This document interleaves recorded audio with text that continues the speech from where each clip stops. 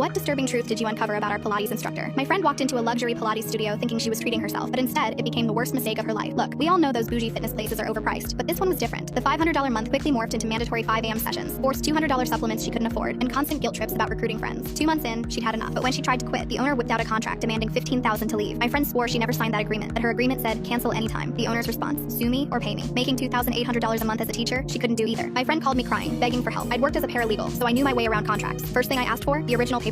She only had an email confirmation. Month-to-month membership, cancel anytime, no commitment required. Interesting. So where did this $15,000 termination fee come from? I told her to get me everything, any document she'd ever signed, received, or even looked at sideways. Meanwhile, her situation was getting worse. The owner had moved the mandatory sessions from 5 a.m. to 4:30 a.m. because the body is most receptive before the ego wakes up. I'm sorry, but the actual BS, but it got crazier. She showed me bruises running down her spine from something called resistance breaking. Basically, the owner would stand on members' backs while they held plank positions. If they collapsed, they had to start over. One woman had cracked a rib last month. The owner called it releasing stored trauma. This wasn't Pilates. This was assault with a side of stretching. I started researching the owner online. Her website bio was impressive. Certified Pilates physician, masters in movement medicine from Switzerland, licensed physical rehabilitation specialist. Sounds legit, right? Except when I called the International Pilates Association, they'd never heard of her. Switzerland doesn't have a movement medicine program. And the state licensing board, no record of any certification whatsoever. The woman was a complete fraud. But here's where it gets really messed up. My friend finally found her copy of the termination contract. She texted me a photo and I immediately spotted the problem. The signature was wrong. Not just a little different, completely different. My friend signs with a distinctive loop on her S. This signature had sharp angles, no loops. Someone had straight up forged it. She admitted something else. She'd been popping Advil like candy just to walk. The owner had been doing these breakthrough sessions where she'd physically force members into positions until they cried. Last week, she'd made a 60-year-old woman hold a back bend for 10 minutes until she vomited, then congratulated her for purging toxins. I told my friend this cannot be real. I kept digging. The business wasn't even registered as a wellness or medical facility, just a basic LLC for retail services. Yet the owner was dispensing medical advice. One member had delayed knee surgery for 6 months because the owner convinced her the Pilates would fix her knee for her. My friend was deteriorating. She'd lost 15 pounds from the required cleanses, aka starvation, could barely stay awake teaching, and was terrified the owner would call her principal, something she'd threatened when another teacher tried to quit. I have connections everywhere, she'd said. But why did she want to see these women in pain so bad? That's when I made my decision. We weren't just dealing with a scam artist. This was a dangerous predator using fake credentials and forged documents to trap and abuse people. The owner had specifically selected teachers, single moms, women who couldn't afford lawyers, people she thought couldn't fight back. I told my friend to meet me Saturday morning. We were going to expose her. We entered during Saturday's key class. The owner saw us and smirked. She thought she'd already won. We need to talk, I announced. She smiled. All fake then. This is a sacred space. So is fraud sacred? Her smile dropped. I held up 2 documents. This is my friend's real contract, month to month. This is what you showed her. Notice the signature? The owner's smile tightened. Perhaps we should discuss this privately. My voice got louder. No, let's discuss it here. You forged her signature to trap her with a $15,000 fee. Gasps from the class. Also, you claim to be a certified Pilates physician. I called the state board. That certification doesn't exist. Members started murmuring. The owner tried damage control. You don't understand our methods. Standing on people's backs until ribs crack, making them vomit. That member who delayed knee surgery because you said doctors block energy. I pulled out my phone. I've got the Department of Consumer Affairs on speed dial. Fraud, practicing medicine without a license, assault. The owner went pale. Wait, what do you want? Release everyone. Refund everything. Members were already pulling out their phones, comparing signatures. One woman shouted, mine's forged too. The owner's husband rushed in, saw the scene, whispered urgently in her ear. She rolled her eyes and said she'd process refunds. But before we left, I heard her husband say, you and your kink for seeing women in pain. She got off on it. I got them arrested anyway.